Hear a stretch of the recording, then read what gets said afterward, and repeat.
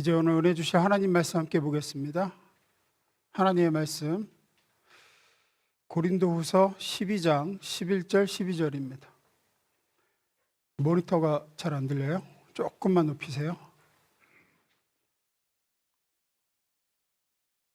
신약성경 고린도후서 12장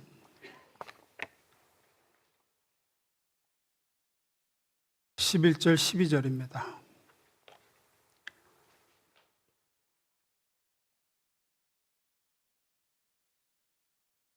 다 같이 함께 읽겠습니다. 내가 어리석은 자가 되었으나 너희가 억지로 시킨 것이니 나는 너희에게 칭찬을 받아야 마땅하도다. 내가 아무것도 아니라 지극히 크다는 사도들보다 조금도 부족하지 아니하니라. 사도의 표가 된 것은 내가 너희 가운데서 모든 참음과 표적과 기사와 능력을 행한 것이라. 아멘. 잠깐 기도하고 말씀 나누겠습니다. 우리를 너무나도 사랑하시는 좋으신 아버지, 날씨가 너무 춥고 혹한 주의보가 내린 가운데도 하나님의 사랑받는 자녀들, 아버지를 뵙는 이 시간이 가장 귀해서 이렇게 모였습니다. 주님께서 이 자리에 함께 하시며 예비된 은혜 내려주시고 주님과의 깊은 만남의 시간 되게 해 주옵소서. 하나님 말씀 전할 때에 성령의 능력으로 감동으로 증거하게 하시며 듣는 성도들에게도 동일한 성령께서 이 말씀 깨닫게 하시고 은혜 받게 하옵소서. 예수님의 이름으로 기도드렸습니다. 아멘. 계속 오랜만에 우리 고린도후서 말씀 다시 돌아가서 이제 말씀 나눕니다.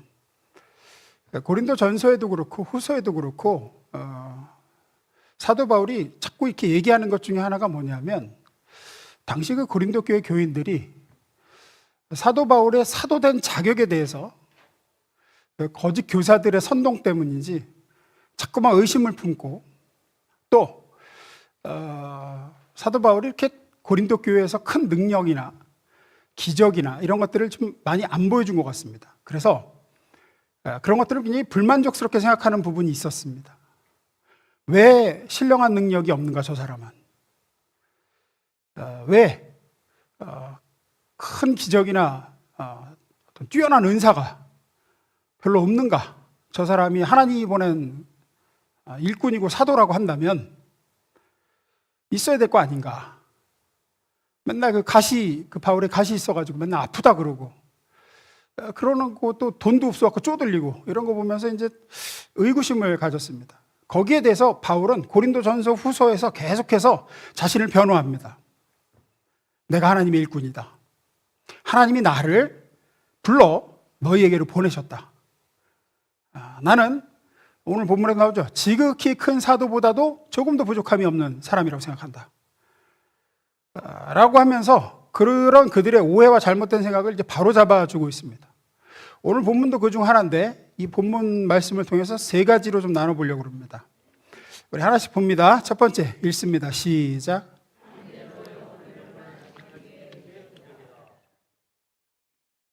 사도 바울은 자신의 사도성, 하나님이 나를 보내셨고 나를 통해서 일을 하신다 라는 사실을 증명하기 위해 고린도 교회 앞에 꺼내놓은 증거가 이것이었습니다. 12절입니다. 사도의 표가 된 것은 내가 너희 가운데 모든 참음과 표적과 기사와 능력을 행한 것이라 그래요.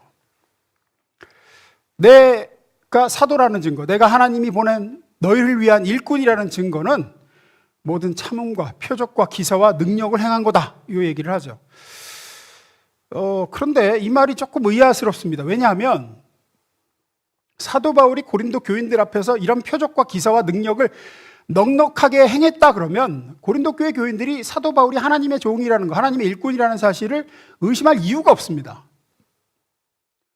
또 거짓 교사들의 속임수나 이런 비방에도 말려들지 않았을 텐데 바울은 내가 너희들한테 이런 표적과 능력과 기사를 베풀었다. 그게 내가 사도된 증표다. 라고 얘기를 한다는 거예요. 우리 여기서 바울이 얘기하고 있는 표적과 기사와 능력이 고린도 교인들이 생각하고 있는, 내리셔도 돼요. 표적과 기사와 능력과 차이가 있음을 알 수 있습니다. 바울은 표적과 기사와 능력을 충분히 행했다고 얘기하고 고린도 교회 교인들은 그런 게 없으니까 당신은 하나님의 사도가 아니지 않느냐 이렇게 얘기하고 있기 때문이에요. 다시 12절 보겠습니다. 읽습니다. 시작.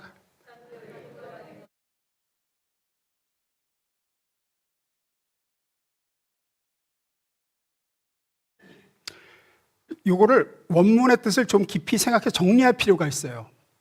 그냥 읽기에는 우리가 바울이 자신이 하나님의 일꾼인 증거로 네 가지를 제시하고 있어요. 참음, 표적, 기사, 능력. 요 네 가지를 내가 베풀지 않았느냐 해요. 하지만 그 원문의 의미를 좀 들여다보면 참음, 맨 앞에 있는 참음, 요게 뒤에 세 가지를 다 끌어안고 있는 구조입니다. 그러니까 이런 거예요. 내가 참음으로 표적을 행했다. 내가 참음으로 기사를 행했고 내가 참음으로 능력을 베풀었다. 요 얘기를 하는 겁니다. 그게 내가 사도된 증거다예요. 그러니까 참음과 표적과 기사와 능력이 아니라 표적과 기사와 능력을 인내함으로 오래 참음 속에서 행했다라고 얘기를 하고 있어요. 그래서 영어 성경에 보면 구조가 그 원어에 가깝게 번역을 해놨습니다. 그리고 또 여기서 사도 바울이 말하는 고린도 교회에서 행한 자기가 참음으로 행한 표적, 기사, 능력은 어떤 신비하고 고린도 교인들이 생각하고 또 우리가 생각하는 신비하고 초자연적인 그런 기적을 이야기하는 게 아니라 고린도 교인들이 예수 믿는 걸 얘기해요. 고린도 교인들이 예수 믿게 됐고 너희가 거룩하게 변화됐다. 너희가 하나님을 사랑하게 되었고 너희가 예수 그리스도의 성품을 닮아가게 되었다. 그게 내가 참음으로 행한, 인내와 오래 참음으로 행한 너희에게 행한 표적이요 기사요 능력이다. 이 얘기입니다. 앞서 고린도후서 3장과 고린도전서 9장에서도 바울은 자신이 사도된 표가 바로 너희들이라는 얘기를 여러 번 합니다. 다시 돌아가면서 좀 살펴보겠습니다. 고린도후서 3장 1, 2절. 우리가 다시 자천하기를 시작하겠느냐? 스스로 나를 추천하기를 했느냐? 우리가 어떤 사람처럼 추천서를 너에게 붙이거나 혹은 너에게 받거나 할 필요가 있느냐? 이 사람 사도가 분명합니다라는 증명서를 낼 필요가 있느냐라는 거예요. 왜냐? 너희는 우리의 편지라. 너희가 바로 증명서다.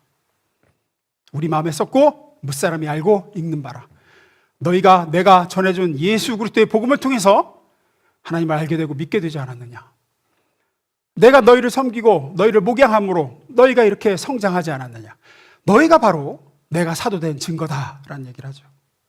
9장 2절에도 고린도전서 9장 2절에도 그렇게 얘기합니다. 읽습니다. 시작.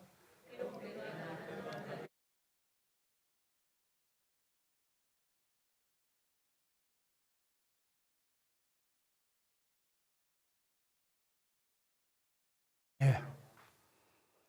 사도된 증거를 계속 앞에서도 그렇고 지금 오늘 본문에서도 그렇고 사도 바울이 제시하고 있는 건 신비한 능력, 무슨 하늘에서 불 내리는 엘리야의 기적 이런 게 아니라 내가 말하는 표적, 내가 말하는 기사, 내가 말하는 능력은 바로 너희가 예수를 믿게 된 거다. 내가 전한 복음, 내 가르침, 내 목양을 통해 보일러 조금만 줄여도 될 것 같아요. 보일러. 복양을 통해 변화되고 성장하고 그렇게 하나님의 사람들로 너희들이 세워졌다는 것, 그게 바로 내가 하나님이 보내신 일꾼이라는 증거다. 다른 증거가 왜 필요하냐 이 얘기입니다.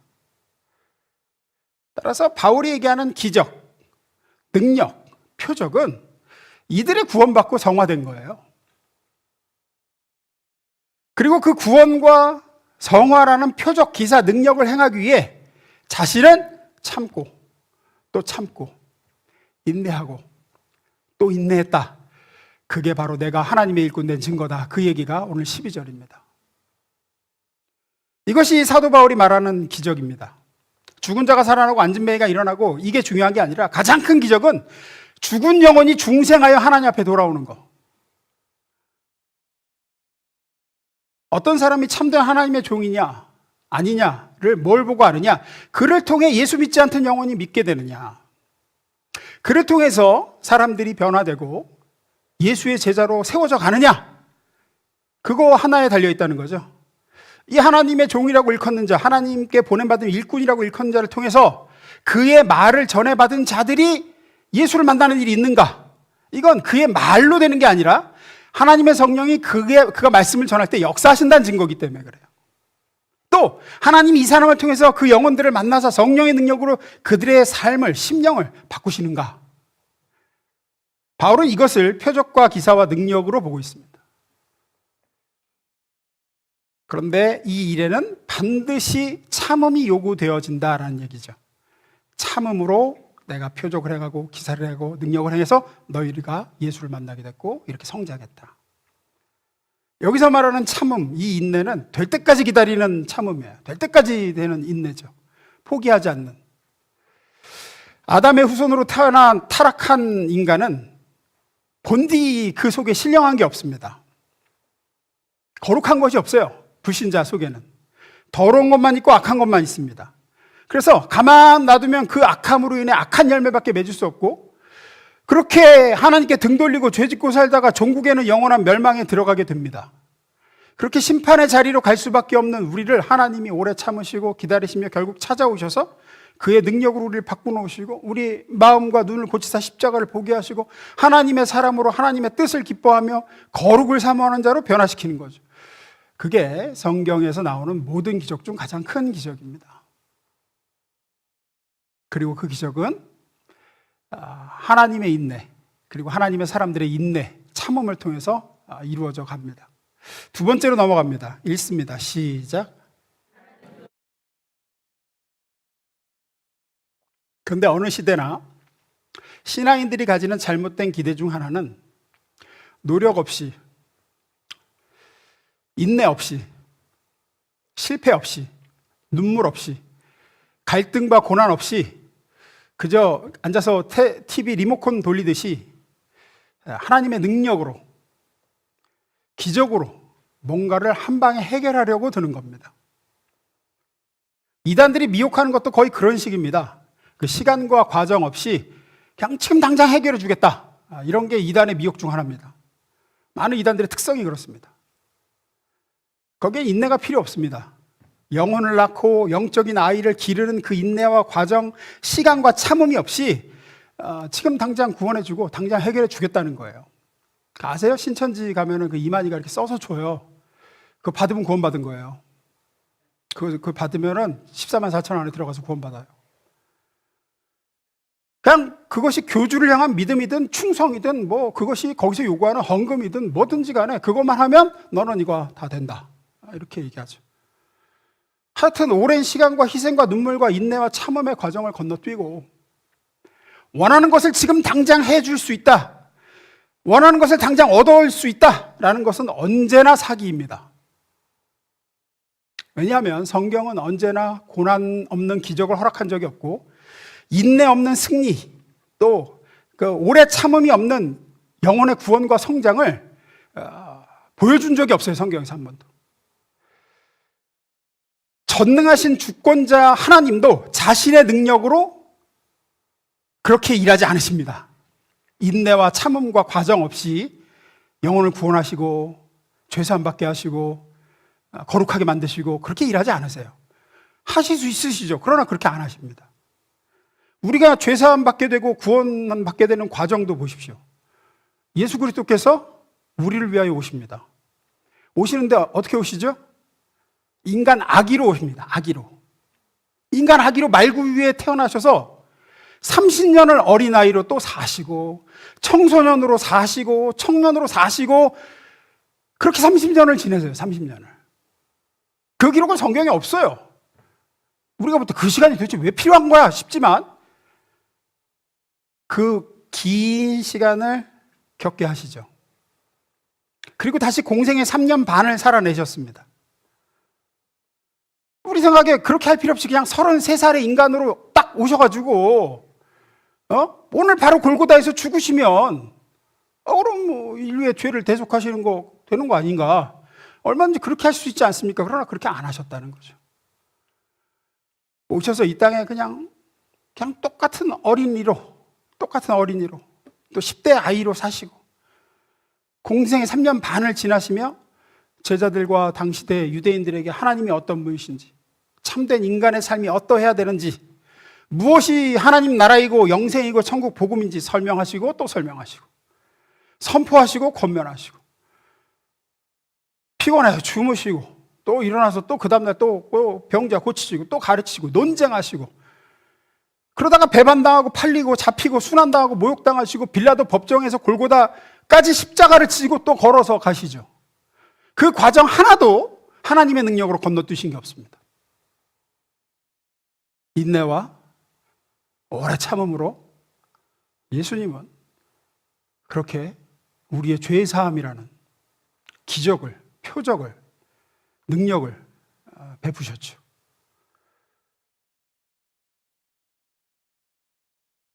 그 모든 과정을 눈물과 고통 가운데 다 지나가셨습니다.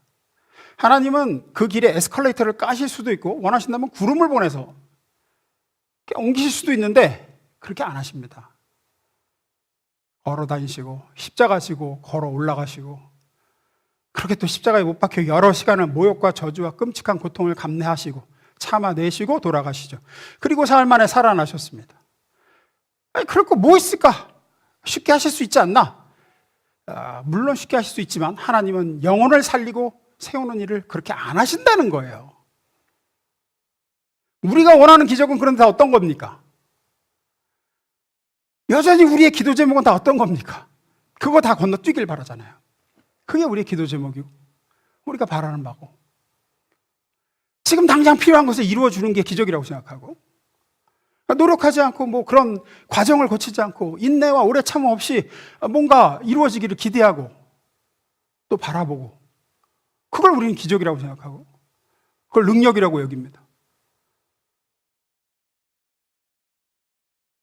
우리가 찾고 구하며 부르짖는 하나님의 능력과 응답이 혹시 힘들고 고통스러운 이런 인내의 과정과 참음의 시간을 면제받게 해달라는 건 아니지 한번 돌아볼 필요가 있습니다. 성경은 한 번도 하나님이 그런 식으로 일하시지 않은 걸 봅니다. 하나님 본인도 그렇게 안 하시고, 하실 수 있는 전능자도 그렇게 안 하시고 친히 다 겪어내시죠. 하나님은 전지전능하신 분임에도, 능력과 기적을 얼마든지 동원하여 일하실 수 있는 분임에도 우리를 구원하시고 우리를 거룩하게 만드시는 일을 그렇게 하시지 않습니다. 언제나 인내와 오래 참음으로 그 모든 과정을 한 걸음씩 함께 하시며 사람을 구원하시고 변화시키시고 세워나가시죠. 무엇보다도 생명을 살리고 키우는 기적을 항상 그렇게 하세요. 항상 생명을 키우고 살리는 일에는 절대로 어떤 그 한방 기적, 한방 능력 이런 게 없습니다.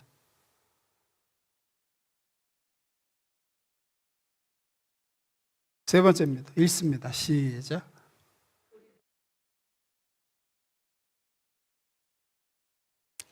사도 바울은 그런 하나님의 손에 붙들려 그렇게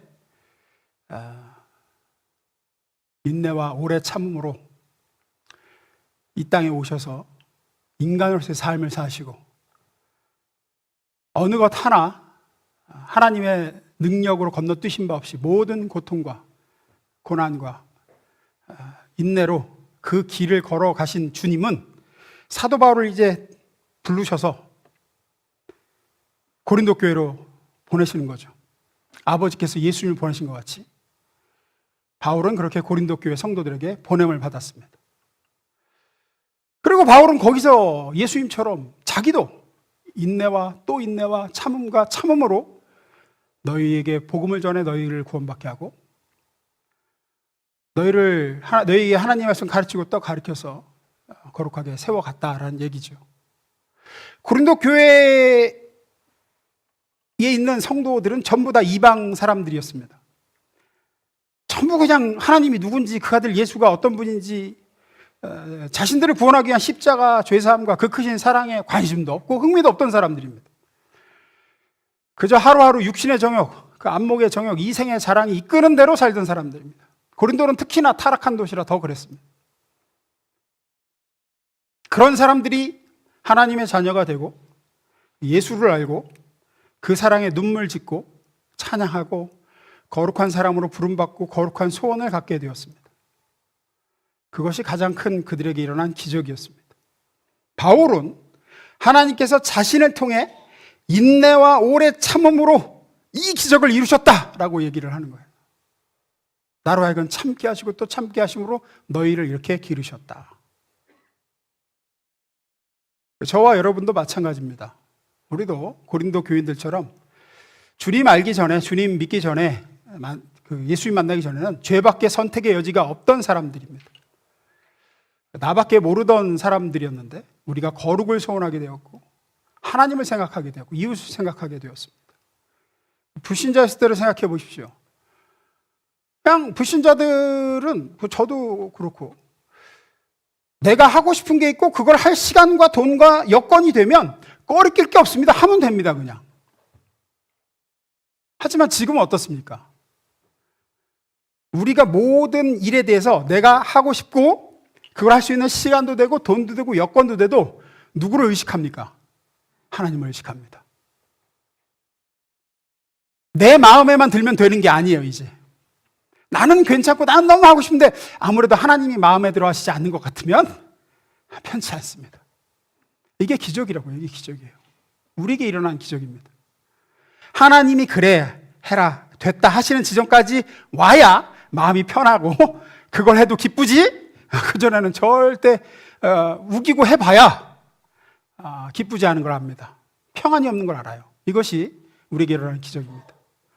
그럼 이 기적이 우리에게 어떻게 일어났느냐? 하나님께서 바울을 고린도 교회에 예수님을 세상에 보내신 것처럼 예수님이 바울을 고린도 교회에 보내셨고 그들에게 그 일이 일어난 것처럼 우리에게도 우리보다 먼저 믿은 변화된 하나님의 사람들을 하나님은 부르사 우리 곁으로 보내셨습니다. 전에 고린도 교회에 바울을 보내셨던 것처럼 누군가를 우리에게 보내셔서 그로 하여금 하나님의 사랑과 인내와 오래 참음으로 나에게 전하고 또 전하게 하셨고 나를 위해 기도하고 또 기도하게 하시고 양육하고 가르치고 타이르고 그런 과정을 통해서 그들의 그 참음과 그 인내의 시간을 통해서 우리가 지금 현재의 자리에 왔다는 겁니다. 절대로 자수성가가 없습니다. 신앙에는. 고린도 교회 성도들이 스스로 복음을 알고 스스로 예수를 믿은 게 아니라 파송받은 바울의 끊임없는 인내와 그들을 향한 눈물의 기도와 권면하고 또 권면하고 노심초사하고 이 고린도 전서와 후서에 나타난 그 바울의 심정처럼 우리에게도 누군가를 보내셔서 우리가 여기까지 올 수 있도록 하셨습니다. 고린도전서 4장 15절에 이렇게 바울은 얘기합니다. 읽습니다. 시작.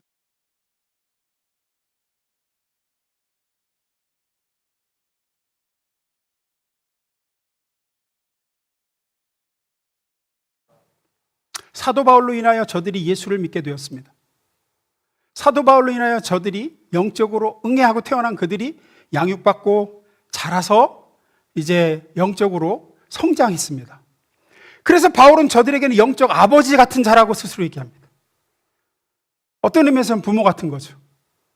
부모는 낳기만 하면 책임이 끝나는 게 아닙니다. 애 낳은 것으로 부모의 책임이 끝나지 않습니다. 낳으면 책임지고 길러야 되죠. 사람은 기계가 아니고 로봇이 아닙니다. 그래서 시간이 주어져야 되고 그 사람을 위한 용납이 주어져야 되고 기회가 주어져야 사람이 큽니다. 사람은 시간과 과정을 필요로 합니다. 가르치고 고쳐질 기회를 제공받고 실패하고 용서받고 또 실패하고 용납받고 또 실패하고 용서받고 하는 과정이 필요합니다. 바울은 자신이 그렇게 고린도 교회를 길렀다는 얘기를 합니다. 거룩하고 영광스러운 성도로의 완성에는 하나님이 보내신 영적 아비와 어미의 인내와 오래 참음이 반드시 필요합니다. 저와 여러분에게도 그런 영적인 아비와 어미가 있었기 때문에 오늘 이 추운 날 주님을 사모해 여기 나와 앉아있을 수준까지 오게 되신 겁니다. 그리고 주님은 우리도 누군가에게 그런 영적 아비와 어미가 되어 너도 가서 참고 인내함으로 그들을 기를 것을 요구하시는 거예요. 너도 그를 위해서 기도하고 또 기도해 줘야 되고, 그가 또 실패하고 넘어져도 또 참아주고 인내하고 용납하고 또 용납해서 그 사람이 설 때까지 내가 너에게도 누군가를 보내서 그렇게 너를 세웠듯 키웠듯, 믿지 않는 배우자 곁으로 우리는 파송을 받았고, 믿지 않는 자녀, 형제, 이웃 옆으로 하나님이 우리를 보내셨고, 자라가야 할 목원, 교우, 교회학교 아이들 곁으로 우리는 그렇게 보냄을 받은 겁니다. 하나님의 일꾼으로 그렇게 부름을 받아 파송을 받았으면 우리는 그들에게 바울이 얘기한 표적과 기사와 능력 구원받고 성화되어 하나님의 사람으로 자라가도록 하기 위해 끊임없는 인내와 부모가 자녀를 향해 인내하듯 또 끊임없는 참음을 요구받습니다.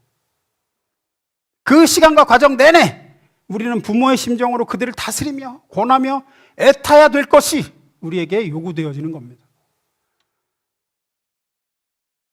나 분명히 다 가르쳤다, 내가 그러지 말라 그랬다, 그러면 끝이 아닙니다.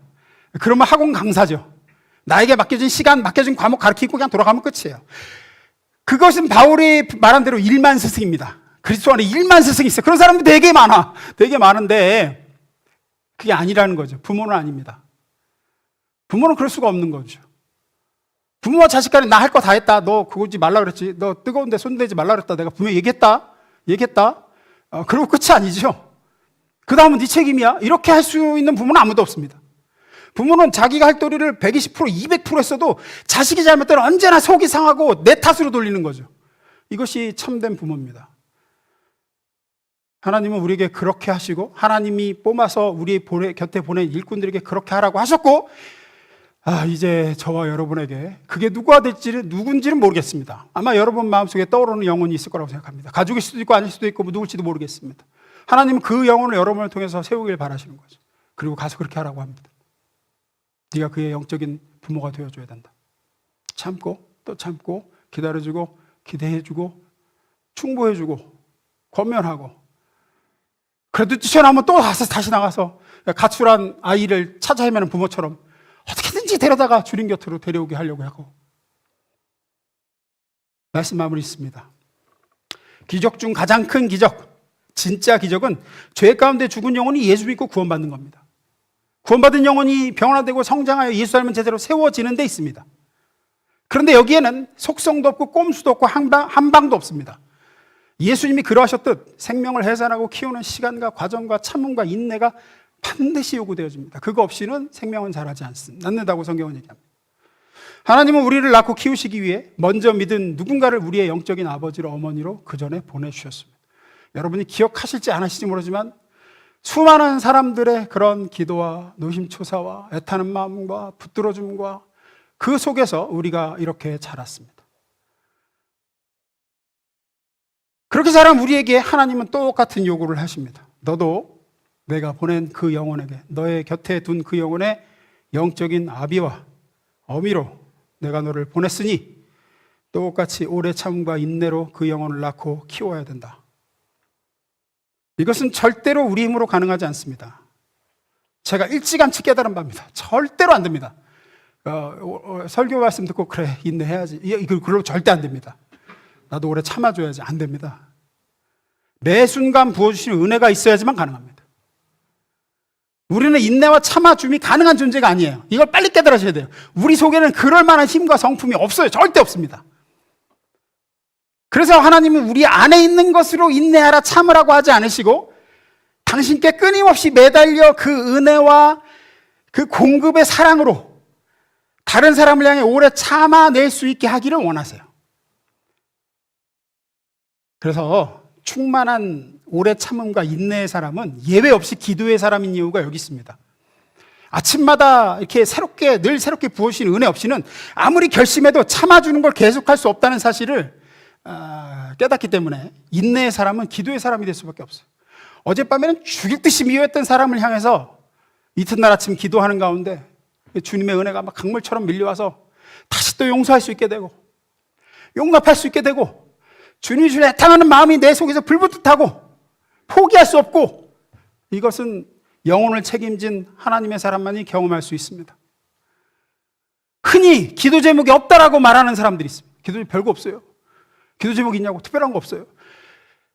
그런 이유가 뭐냐면 기도 제목을 자기 물질 생활이나 외적인 환경에서만 찾으면 그래요. 그러면 외적인 환경이 평안하고 뭐 힘든 게 없으면 기도 제목이 없대. 자기 사랑에 사로잡혀 사는 사람입니다. 육체가 행복하면 더 이상의 기도할 이유를 발견하지 못하는 사람입니다.